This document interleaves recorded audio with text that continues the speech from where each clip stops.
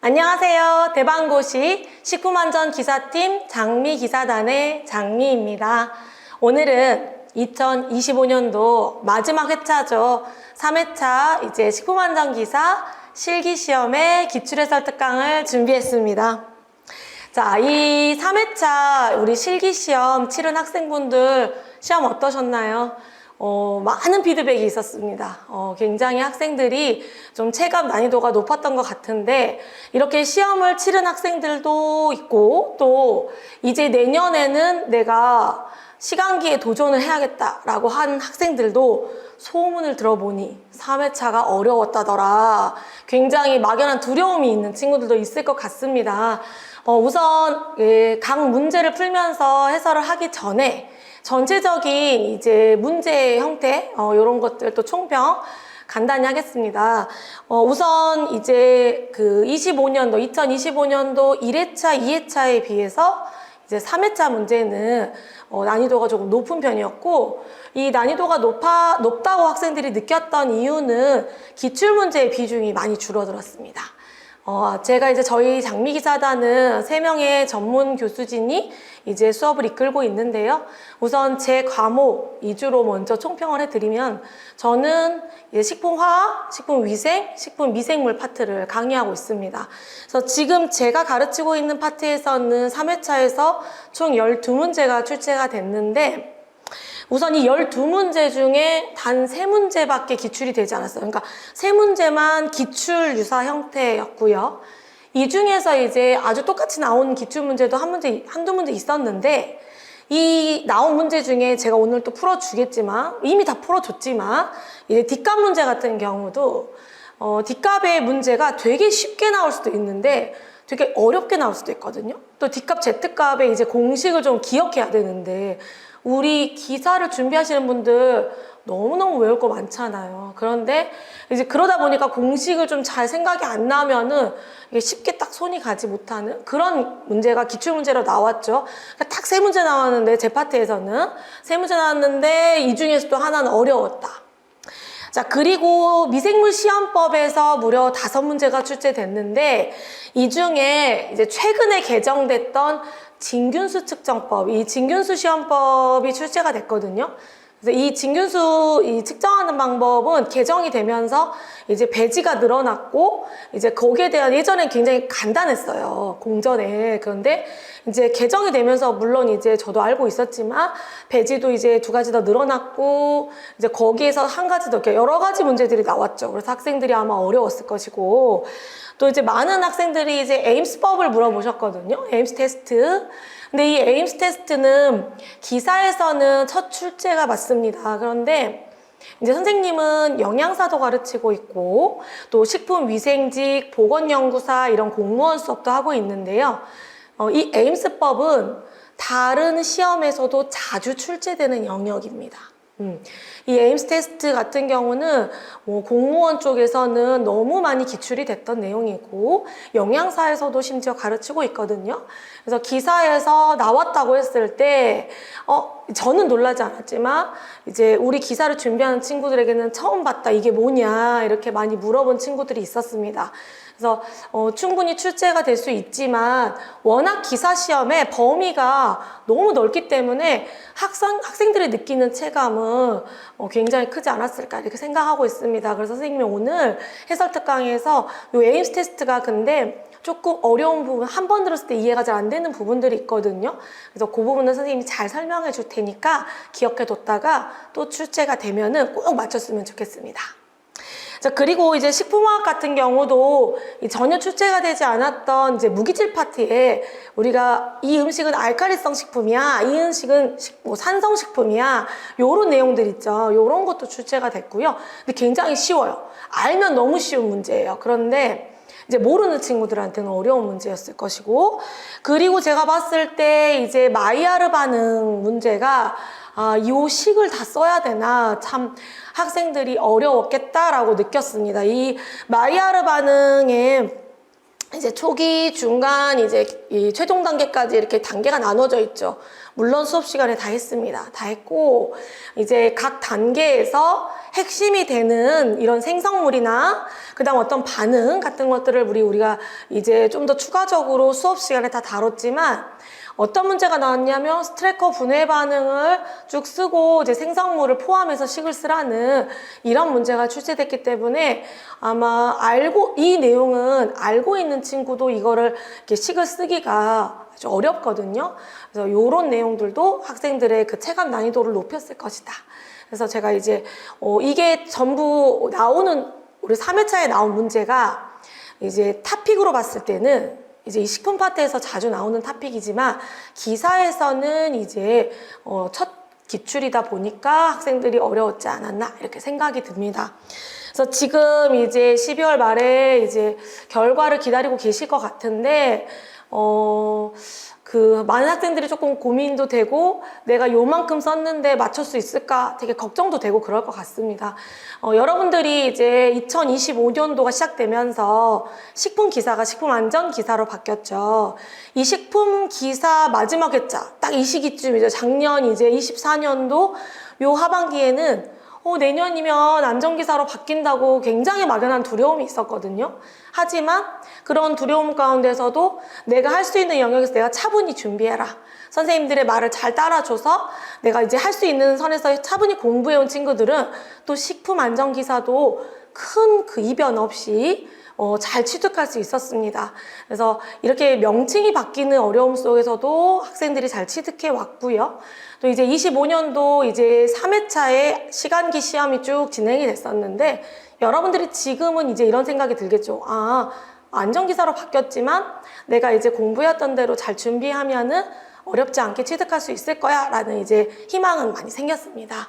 자, 근데 이 기사 시험을 제가 준비하는 학생들의 마음을 잘 좀 들여다보니까 어떤 마음가짐이 맞냐면 이게 이제 1년에 한 번밖에 없고 또 상대평가여서 막 소수점으로 시험에 떨어지고 이런 시험은 아니잖아요. 기사 시험은 절대평가고 1년에 3번의 기회가 있다. 이런 조금은 느슨한 마음으로 준비를 많이 하는 것 같습니다. 그러다 보니까 여러분 지금쯤 이런 생각 드시죠? 벌써 1년이 지났네. 이제 내년에는 꼭 따야 되는데 조급함이 밀려오기 시작합니다. 자, 그리고 우리가 필기를 취득한 다음에 얼마 이내에 실기를 따야 돼? 2년 이내에 실기를 따야 돼요.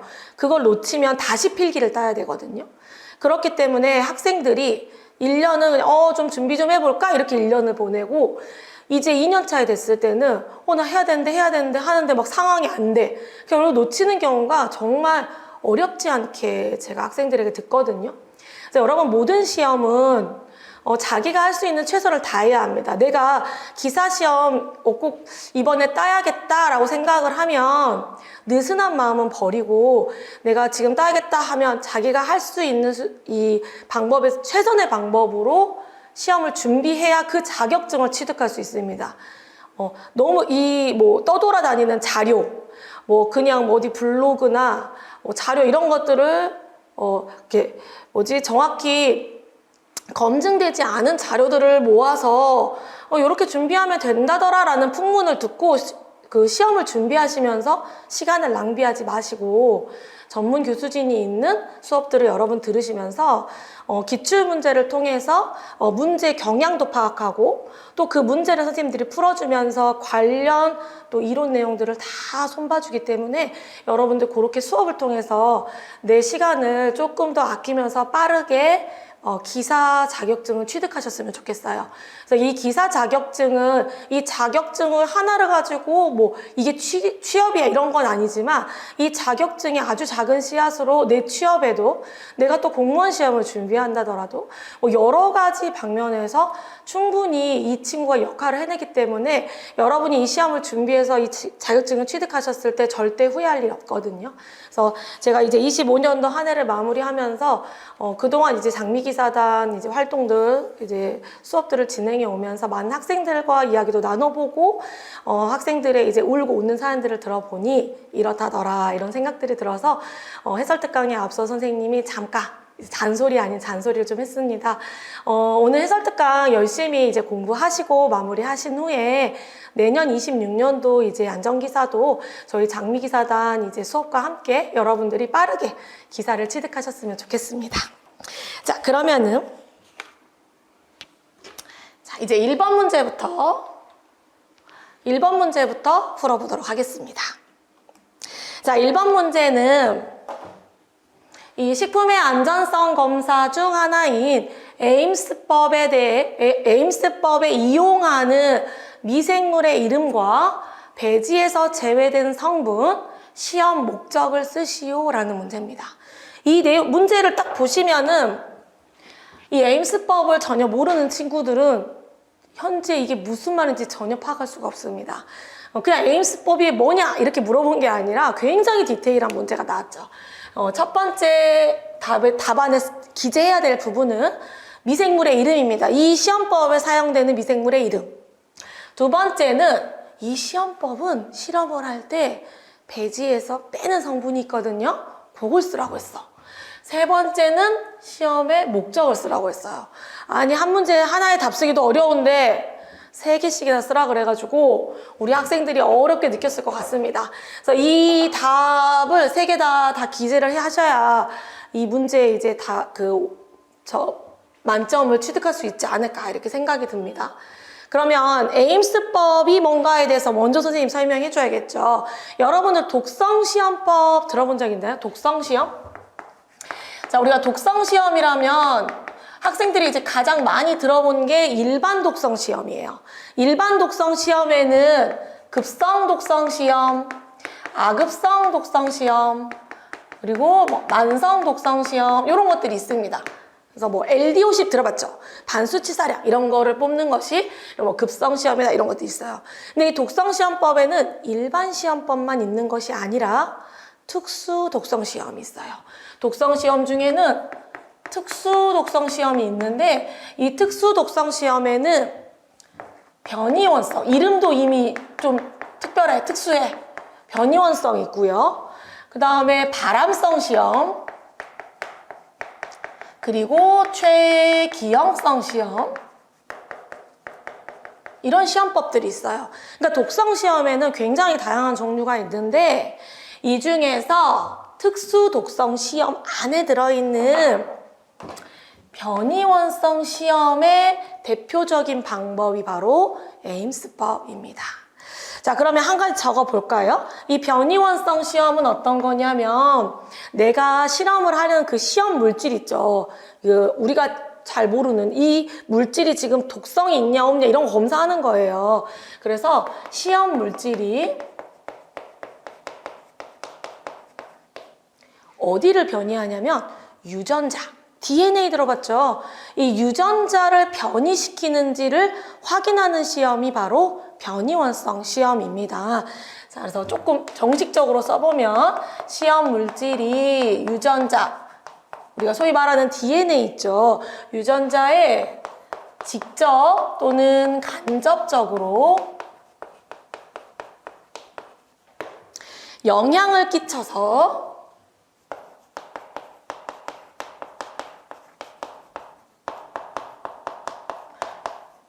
변이를 일으키는지, 즉 돌연 변이를 유발하는지를 확인하는 방법입니다.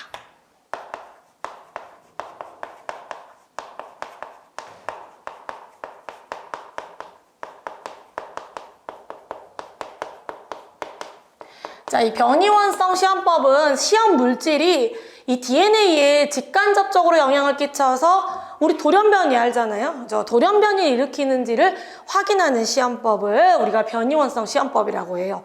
그럼 이런 변이원성 시험법에는 굉장히 수많은 방법들이 있는데 이 중에 이제 미생물을 이용하는 방법, 에임스법입니다. 이 에임스법은요 많이 이용들을 한다고 해요. 왜냐하면 우리가 미생물을 이용해서 시험을 하게 되면 훨씬 조금 간단하죠. 그리고 인비트로라 그래가지고 이제 이런 랩 실험실에서 이렇게 실험을 할 수가 있는 거예요. 어떤 세포나 체내에서 실험하는 게 아니라 미생물을 이용해서 실험실학적으로 변이원성 테스트를 할 수가 있는 거예요. 그러니까 이 시험 물질이 이 변이원성을 갖고 있으면 이 사람의 유전자를 예를 들어 어떤 거든지 지금은 에임스 테스트니까 이 미생물의 유전자를 건드려서 돌연변이 시킨다는 거예요. 그래서 얘가 변이를 일으킬 수 있는 애야 없는 애야 이런 검사를 한다라는 거예요. 자, 그러면 이 에임스 테스트는 변이원성 시험법 중에 하나다라고 선생님이 먼저 설명을 해줬고, 이 시험에서 이 에임스 테스트를 할 때 어떤 미생물을 이용하게 되냐면 우선 병원성이 없어야겠죠. 병원성이 있는 애 말고 이 살모넬라 티피뮤리움이라는 애가 원래 병원성이 있거든요. 근데 병원성이 없는 살모넬라 티피뮤리움 변이균주를 써요. 변이균주. 자, 이 부분 먼저 보세요. 그러니까 이 살모넬라 티피뮤리움. 근데 이게 어려워요. 선생님, 나 외우기가 좀 어려워요 하면 제가 생각했을 때는 그냥 살모넬라라고만 해도 크게 무리 없고요. 이 병원성이 없는 살모넬라 변이균주 해도 괜찮아요. 티피뮤리움까지 쓰는 애도 있지만 안 쓰는 애도 있어요. 그러니까 그냥 병원성이 없는 살모넬라 변이균주 이렇게 해도 되고, 정확하게는 살모넬라 티피뮤리움 변이균주입니다. 그러면 이 에임스 테스트를 하기 위해서 살모넬라라는 친구를 먼저 변이시켜요. 근데 이거 헷갈리면 안 되는 게 에임스법은 시험 물질이 이 미생물의 유전자에 변이를 시키는지 보는 거고, 여기서 변이는 뭐냐면 처음부터 에임스 테스트를 할 때 사용할 균주를 이 실험자가, 내가 선생님이 실험할 거예요. 그러면 내가 먼저 변이시킨 애를 가져다가 쓸 거예요. 그러니까 멀쩡한 애 말고 변이시킨 애를 가져다 쓰는 거예요. 이 부분 헷갈리면 안 돼요. 여기서 이미 변이가 됐나? 아니에요. 변이 균주를 쓸 건데 어떤 변이 균주를 쓸 거냐면 히스티딘 요구성 균이에요. 이미 이름이 어려워. 선생님, 히스티딘 요구성 균이 뭐예요? 라고 생각할 수 있잖아요. 자, 이 변이균주는 좀 더 디테일하게 보면 히스티딘 요구성 균이에요. 이름에 그대로 있는 대로 생각하면 돼요. 히스티딘을 줘. 나한테 줘. 나 히스티딘 없으면 난 못 살아 라고 하는 균이라는 거예요. 자, 이 히스티딘 요구성 균은 어떤 균이냐면 배지에 우리가 아미노산 중에 히스티딘이라고 알고 있죠. 이 히스티딘이 없으면 증식이 불가능한 친구예요. 히스티딘 요구성이. 그러니까 이 살모넬라라는 친구는 원래 히스티딘을 요구하는 애가 아니었는데 요구하는 애로 바꾼 친구를 실험균주로 써요. 여러분 봐봐요. 기사에서 균을 물어봤다는 거는 균 자체에서 이미 다른 아이들하고 다르다는 거죠. 그래서 요 친구예요. 이게 기억을 한번 해요. 이게 어려워요, 학생들. 이 말 자체가. 그러니까 예를 들어 이런 말도 있겠죠. 히스티딘 비요구성균이라고 할 수도 있잖아요. 그럼 비요구성균은 어떤 거예요? 히스티딘을 배지에 안 줘도 배지에 히스티딘이 없어. 그래도 자기 스스로 히스티딘을 합성할 수 있는 거예요. 그래서 히스티딘이 없어도 나는 잘 살 수 있어 라고 하는 애가 비요구성 균이야. 그럼 원래 이 살모넬라라는 친구는 히스티딘 없이도 잘 살 수 있었는데 사용자 에임스 테스트를 하기 위해서 히스티딘이 없으면 죽게 되는 히스티딘 요구성 균주로 변이를 시킨 거를 실험자가 사용을 하게 됩니다. 그래서 첫 번째 친구는 살모넬라 이 티피뮤리움 변이균주예요. 근데 요거는 안 써도 돼요. 요거는 그냥 여러분에게 지식을 준 거예요. 혹시라도 다음 시험에는 또 이렇게 나올 수 있으니까. 그래서 이렇게 살모넬라 변이균주라고 쓰시면 되고, 자, 그러면 이제 실험을 해볼 거거든요. 실험을 해볼 건데 어떻게 실험을 해볼 거냐면 요것도 이제 제가 여러분들이 이거 그냥 나도 이거 3개만 읽어주면 편하지만 우린 또 그런 스타일로 수업 못 하잖아요. 최대한 이 에임스법을 이해할 수 있도록 선생님 설명을 해볼 테니까 잘 생각해봐요. 자, 어떻게 실험할 거냐면 변이원성 시험은 어떻게 할 거냐면은 배지에다가 배지가 있어. 요 배지에다가 요거는 대조구예요. 대조군이야. 대조군은 배지에 이렇게 히스티딘이 없어요. 히스티딘이 없는 배지에다가 배지를 할 거고, 자, 실험군은 배지에 똑같이 히스티딘이 없어. 요거는 실험구야. 실험군. 근데 여기다가는 뭐를 집어넣을 거냐면 시험 물질을 집어넣어요. 내가 어떤 물질 A라는 물질을 여기다가 집어넣는 거예요. 이게 실험구예요. 그러면 자, 미생물 살모넬라를 갖다가 여기다 키웠어. 근데 이 살모넬라는 어떤 애야? 히스티딘 요구성 균이기 때문에 배지에 히스티딘이 없으면 자랄까 안 자랄까? 안 자라요. 그렇죠? 대저구에서는 이 지금 살모넬라가 증식을 하지 못해요. 증식하지 못하겠죠. 아무것도 잘하지 못해요. 왜? 변이를 시켜놨기 때문에. 근데 이제 실험구로 가볼게요. 똑같이 살모넬라를 키워봐요. 키웠을 때, 자, 실험군에서는 두 가지의 리절트가 나올 수가 있어요. 결과값이 두 가지가 나올 수가 있는데, 첫 번째 만약에 첫 번째 결과에는 뭐가 나올 수 있냐면, 살모넬라가 대조구와 똑같이 증식하지 않을 수도 있고, 두 번째 결과는 뭐가 나올 수 있냐면 살모넬라가 웬일이야 증식을 해버릴 수가 있어요. 그러니까 대조구에서는 당연히 안 나와야 되고요. 실험구에서는 똑같이 증식 안 할 수도 있지만 증식하는 애가 있을 수도 있거든요. 그러면 만약에 시험 물질이 변이원성을 갖고 있지 않아, DNA를 건드리지 않는다. 그럼 어떻게 될까요? 그쵸. 균이 증식하지 못해요. 똑같아. 그냥 대조구하고 같은 결과가 나오는 거예요. 그러면 만약에 결과 1처럼 나오면 우리가 어떻게 해석을 할 수 있냐면, 시험물질 A는 변이원성이 없다. 이렇게 결론을 낼 수가 있는 거야. 근데 결과 2를 볼게요. 원래 안 자라야 되잖아요. 근데 웬일이야 살모넬라가 자랐어. 이 말은 뭐냐면 이 변이 균주는 히스티딘 요구성 균인데 시험물질 A가 그 친구를 변이시킨 거야. 그래서 살모넬라 히스티딘이 없으면 원래 죽어야 되는데 스스로 이제 없어도 살 수 있게 DNA를 변이시킨 거예요. 그래서 얘가 뚝하니 증식이 된 거예요. 살모넬라가 자라버린 거야.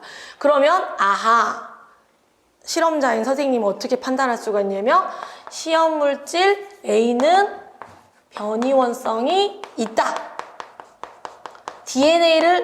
이 시험물질은 변이원성을 갖고 있다라고 판단을 하게 된다는 거예요. 이게 바로 에임스 테스트예요. 이해하셨죠? 자, 이 부분을 잘 생각해 두셔야 돼요. 자, 그래서 우리는 지금 이 시험에서 보면 배지에서 제외된 성분은 어떤 거예요? 히스티딘이에요. 그죠? 배지에서 누구를 뺐어요? 히스티딘을 빼버려요. 빼버리면 원래는 못 자라야 되는데 이 시험 물질이 살모넬라의 DNA를 건드려가지고 이 히스티딘이 없는 배지에서도 자라게끔 돌연변이를 만들었다라는 뜻이에요. 이런 식으로 이 물질의 변이원성을 확인하는 방법이 바로 에임스법입니다. 자, 이 시험의 목적은 뭐겠어요? 시험 물질의 돌연변이를 유발하는지, 이 시험 물질이 돌연변이를 유발하는지 조사한다라고 기재하시면 됩니다. 그래서 시험 물질의 변이원성 이래도 되고 돌연변이 유발성을 조사한다 이렇게 기재해 두시면 됩니다. 자, 에임스 테스트는 어렵진 않지만 처음에 사용하는 균주가 변이균주인 부분, 히스티딘 요구성 균인 부분, 히스티딘을 뺐다고 했는데 이런 부분이 이게 정립이 잘 안 되면 어렵거든요.